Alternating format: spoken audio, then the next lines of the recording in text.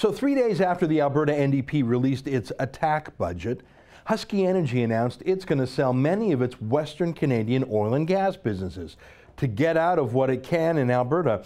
And it announced that it's already laid off 1,400 workers. That's incredible. In the last 72 hours, Shell, Cenovus, Meg, Devon, and now Husky have announced nearly 5,000 people laid off. 5,000 families without work now. It's shocking, it's depressing, and it's just the beginning.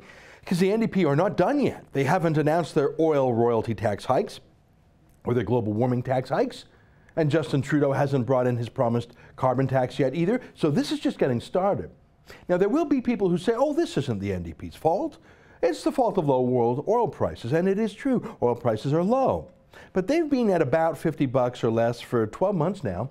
The companies I've just listed were saying all systems go on their Alberta projects, some of them as recently as July. What changed this week was that the NDP actually went through with their threats in the form of their first budget. And so the industry has gone on strike. It's called a capital strike.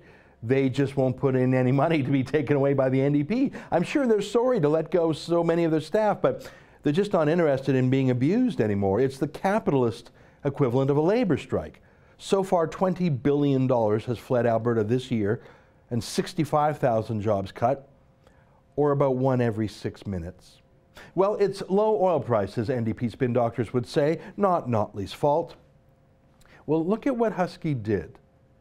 They only dumped their Alberta businesses. They didn't dump their Asian businesses. In fact, in the very same press release, they specifically list the places they're very eager to invest in now. Places like Indonesia and the South China Sea. Now, the world price of oil is the world price of oil in Alberta, in Indonesia, wherever. But Husky is dumping everything they've got in Alberta that they can. Capital strike, laying off 1,400 people. But here, let me read to you from the very same press release that announced they're bailing on Rachel Notley grad. Ready? Let me quote. The company has a rich portfolio of near, mid, and long-term growth opportunities. Numerous near-term projects have been identified for potential investment in the 2016 business plan. All are expected to provide strong returns of more than 10% at $40 US per barrel WTI.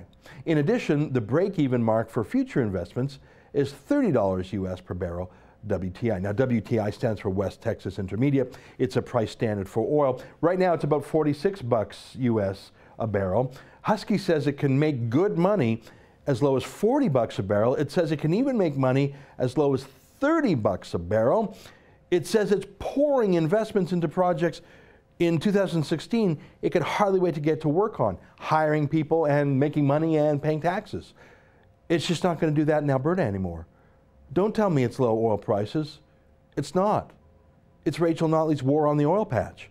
Husky Energy isn't interested in that war, so it'll go to places where companies are better treated, including, if you can believe it, off the coast of communist China.